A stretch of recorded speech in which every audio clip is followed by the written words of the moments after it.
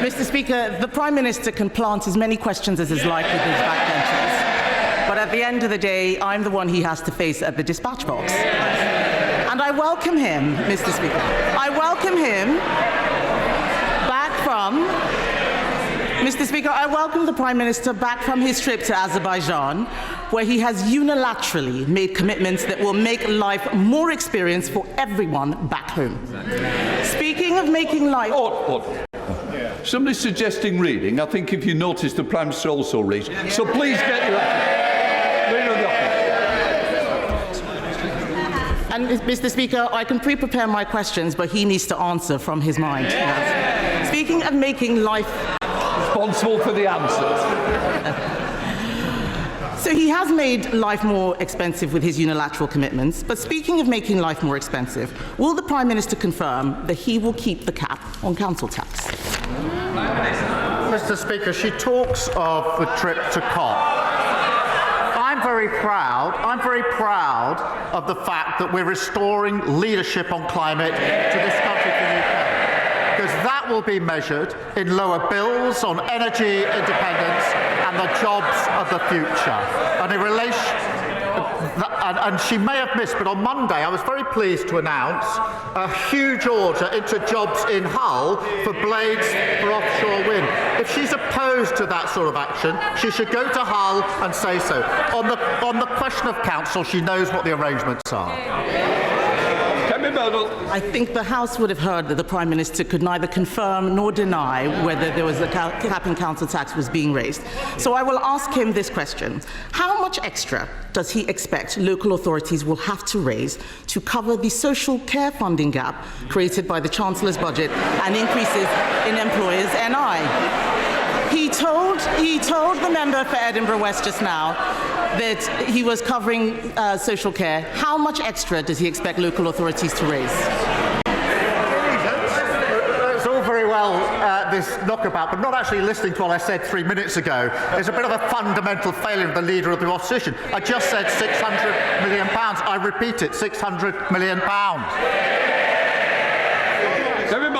That he has repeated that number because he has probably not listened to the Labour-run LGA, who said that with no separate funding for the Chancellor's budget announcements, care providers will likely see increased costs, which will cost councils more, and all of the £600 in grant increase he is giving will not cover what is required for adult social care. It is clear that they had not thought through the impact of the budget, and this is the problem with having a copy and paste Chancellor. Did they not realise that care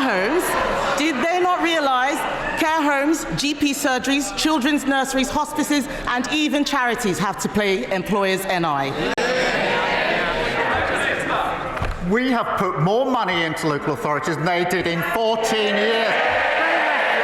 In an absolutely catastrophic state. We produced a budget which does not increase tax on working people, nothing in the payslip. Investing in our NHS, investing in our schools so every child can go as far as their talent will take them, investing in the houses of the future. If she's against those things, she should say so. Mr. Speaker, I'm not against any of those things. But, of course not. None of us are against any of those things. But he has confirmed that he does not know what is going on. The Prime Minister probably does not realise that on Monday, the Ministry for Communities, Local Government and Housing revealed that councils will need to find an additional £2.4 billion in council tax next year. That's a lot more than £600 million. I know that he's been away, but did the Deputy Prime Minister, who runs that department, make him aware of their £2.4 billion black hole? So let me get this straight, Mr. Speaker. She doesn't want any of the measures in the budget, but she wants all the benefits. So the magic money tree is back after 2 weeks in office. 2 weeks in office. They've learned absolutely nothing. We put forward a budget which takes the difficult decisions, fixing the £22 billion black hole that they left, investing in the future of our country. They say they want all of that, but they don't know how they're going to pay for it. Same old Tories. Mr. Speaker, even he has to admit that they fiddled the fiscal rules. The OBR has actually said that they don't recognise where the additional growth is going to come from. The fact is, Mr. Speaker, the fact is the rise in employers' national insurance is going to be a disaster for small businesses around the country. Mr. Speaker, let me tell you about Kelly. For over 20 years, Kelly has run an after-school club business supporting 500 children and families in her borough. In 2024, her national insurance cost was about £10,000. In April, this will rise to £26,000. That is a 150% increase in costs from the budget alone. What is the Prime Minister's message to Kelly and the 500 families her small business supports if it goes under? I would say this to Kelly. We inherited a very badly damaged economy. We inherited a £22 billion black hole, and we were not prepared to continue with the fiction. We stabilised... Ms Lopez, I'm sure I couldn't expect better from you as a PPS as well, Prime Minister. I would say to Kelly, we are fixing the mess that we were left.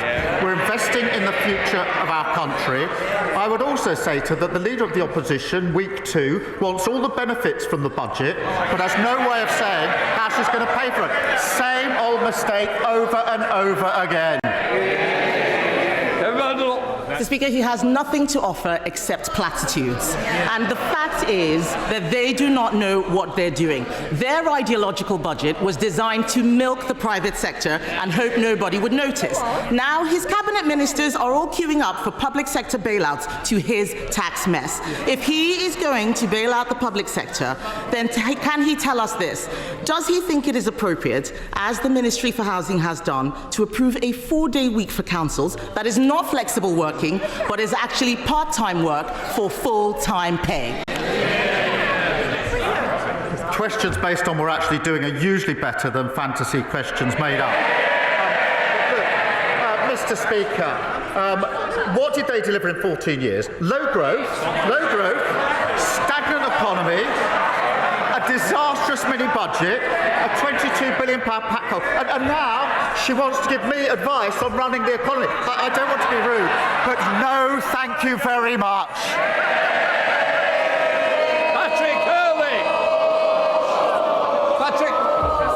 Patrick, yes, you, right at the end, Patrick. So, thank you, Mr. Speaker.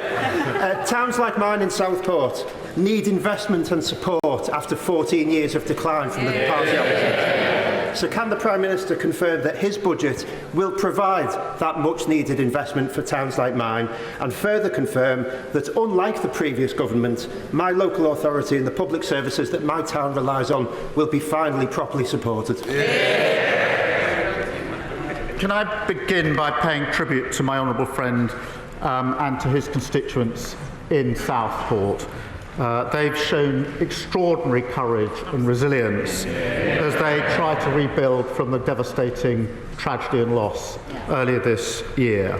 We will ensure, Mr. Speaker, that the people of Southport are supported now and in the years to come. The budget is designed to fix the crucial services that his constituents rely on, including £1.3 billion of new funding for local government, an investment in safer streets, in our NHS for the future, and that's the direction in which we're taking the country. Leader of the Liberal Democrats, Sir Ed Davey. Thank you, Mr. Speaker. When it comes to fixing the crisis in the NHS that he's inherited, the Prime Minister has rightly recognised the need to improve access to GPs. But like my honourable friend, the member for Edinburgh West, GPs in my constituency are writing to me to tell me how worried they are about the impact of the national insurance hike on patient care. So I listened very carefully to what he said to my honourable friend, but I have to say I hope he can think again. Will he at least exempt GPs, community pharmacists and other health and care providers from this tax rise? I hear the point he makes, and I understand the concern. We have made a huge investment in our NHS, the biggest ever investment in our NHS for many, many years, and certainly almost all the people working in the NHS are very, very pleased to see that investment in them and in their service. On the question of GPs, we will ensure they've got the resources that we need, and the funding arrangements will be set out in the usual way later this year. Sir Ed David. Speaker, I have to say, I think patients and GPs and others listening to answer will want more reassurance and much more quickly. But if I may turn to the war in Ukraine, Mr. Speaker, a senior advisor to President-elect Trump, Donald Trump Jr., has shared a post on Instagram that declares that President Zelensky will soon, within the next few weeks, lose his allowance. If the Trump administration does withdraw support from our brave Ukrainian allies, will the UK and Europe step up to fill the gap? Will he seize frozen Russian assets, not just the interest, but the assets underlying that, so we can fund a huge boost to the Ukrainian forces in their fight against Putin's war machine? Mr. Speaker, as he knows, we've been resolute and strong in our support for Ukraine in the face of Russian aggression, and I have been speaking, as he will know, in recent weeks with other leaders about how we put Ukraine in the best and strongest possible position at this time, and I'll continue those discussions. Thank you. David Bent. Thank you, Mr. Speaker. Child poverty is a national scandal. In St Helens North, it increased by over 50% under the previous government. Does the Prime Minister agree with me that we need to address this, ideally cross-party? And if so, does he share my concern that the Conservatives have opposed actions we're taking with the budget, employment rights, housing and more, not to mention their leaders' comments on maternity pay, which suggests they just don't get what working families and their children need? My honourable friend is absolutely right. Under the party opposite, we saw child poverty increase by 700,000. This was a budget that not only invests in our NHS and our schools, but also ensures that working people won't face a penny extra in their pay slips or at the petrol pump. But because it came to tough decisions on tax, we haven't touched national insurance, income tax or VAT, just as we promised on working people.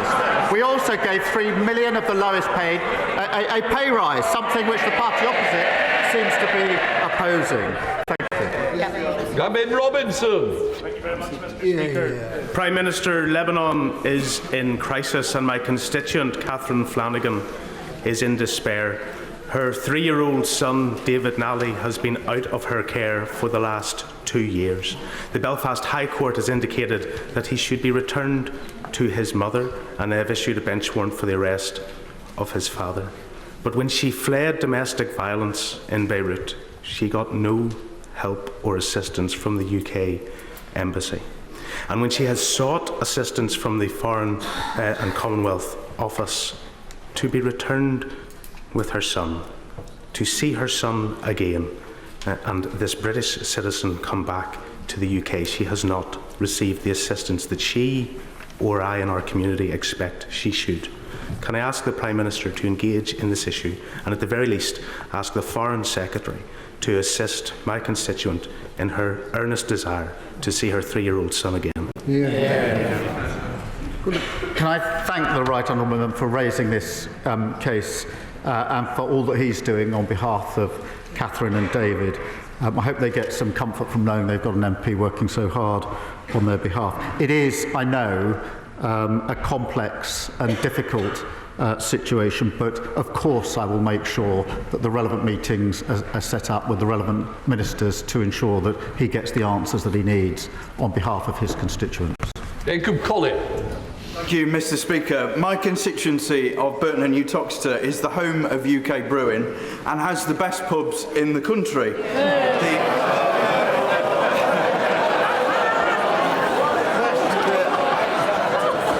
The Prime Minister is welcome to join me for a pint in sampling the very best beer in the world.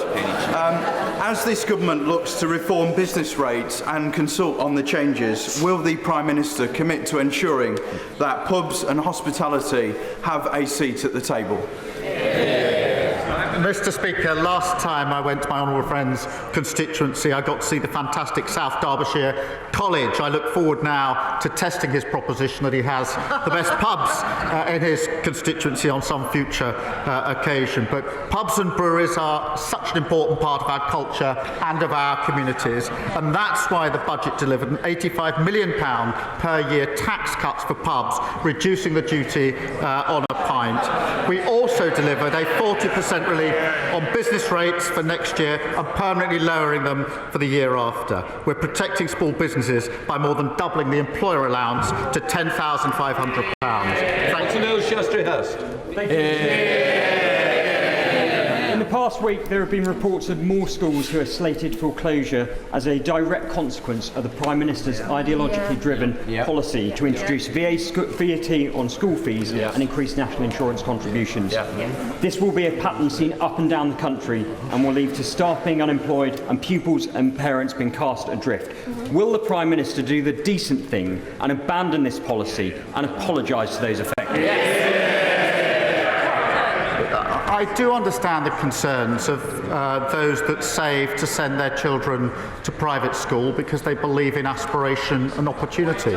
What I would say is that every single parent shares that aspiration and opportunity, whichever school they send them to. Under the last government, we didn't have enough teachers in basic subjects in our state secondary schools. They were prepared to tolerate that. I'm not. Mr. Speaker, 3 million people across the country, including an estimated 70,000 in Wales, will benefit from Labour's budget measures on the minimum wage and the national living wage. Contrast that with the Leader of the Opposition, who said minimum wage was hurting businesses, or the Shadow Chancellor, who called minimum wage a burden. Does the Prime Minister agree with me that those comments underline that the Tories have no interest in protecting working people or boosting the income of the lowest paid? Mr. Speaker, it was the last Labour government that introduced the national minimum wage.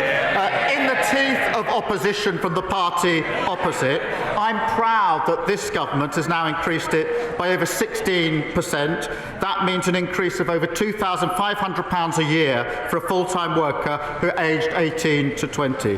Whether it's our employment rights bills or decisions at the budget, this is a government that is proudly on the side of Britain's working people. Thank you, Mr. Speaker. Now that Sue Gray has remarkably turned down the opportunity to be the Prime Minister's special envoy to the nations, will the Prime Minister now finally admit that it was an invented job on taxpayers' money from one of his cronies? And if it wasn't, is he going to hire a new one? It wasn't.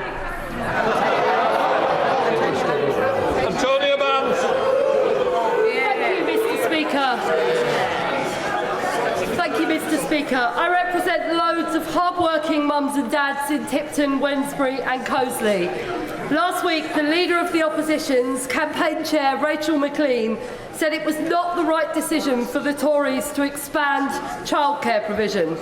Will the Prime Minister confirm that this Labour government believes in supporting working families and will work to get them the childcare they need? Let me be absolutely clear. This government is committed to making childcare more affordable and accessible. The party opposite voted against making life easier for working families. They've learned absolutely nothing. We're committed to £1.8 billion to expand access across childcare, creating 3,000 new school-based nurseries and family hubs. And I'm proud that we're taking the country in the right direction. Mr. Speaker, Article 2 of the United Nations Genocide Convention makes it explicitly clear that genocide is not about numbers, it's about intent. And the intent of the Israeli government and the IDF has been explicitly clear in words and in actions over the past 400 days.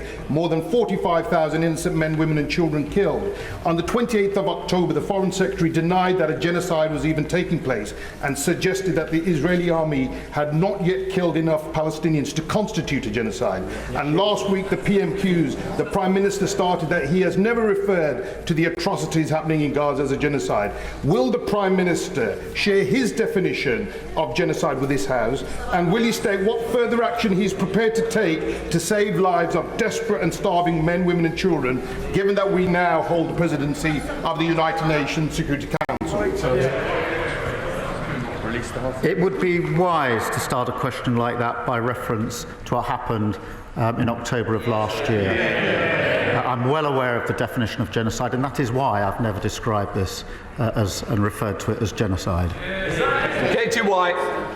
Mr. Speaker, my constituent's daughter, Bethany Ray Fields, was brutally murdered by her ex-boyfriend in 2019, despite raising multiple alarms of this abuse of the police. Bethany's mother, Pauline, travelled down to Parliament this week to bring her case to the Minister. Does the Prime Minister agree with Pauline that more needs to be done to shift the culture towards believing and reacting fast to victims when they sound the alarm of concern as one way to reduce violence against women and girls? What happened to Bethany is appalling. My thoughts, as I'm sure the whole House, is with her families. We do need a culture shift here, and we have committed to halving violence against women and girls in a decade. No government has ever made that commitment before. I hope that can be something which is shared across the House, because this is so important, and it starts with that central question of belief and confidence. For every woman or young woman who comes forward, there are probably about 9 who never have the confidence to come forward, and that starts with belief and the culture that we put in place, and we're committed to that. And I invite the whole House to join us on that mission to halve violence against women and girls. Nigel Farage. Thank you, Mr. Speaker. I'm sure the Prime Minister and the whole House would wish to congratulate Donald Trump on his landslide victory last week.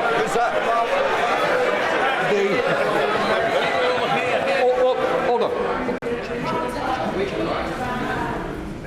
I will hear the question. Nigel. Thank you. But within a couple of days, we'd learned of a third assassination attempt. Charges have been laid, and behind it are Iran's Revolutionary Guards.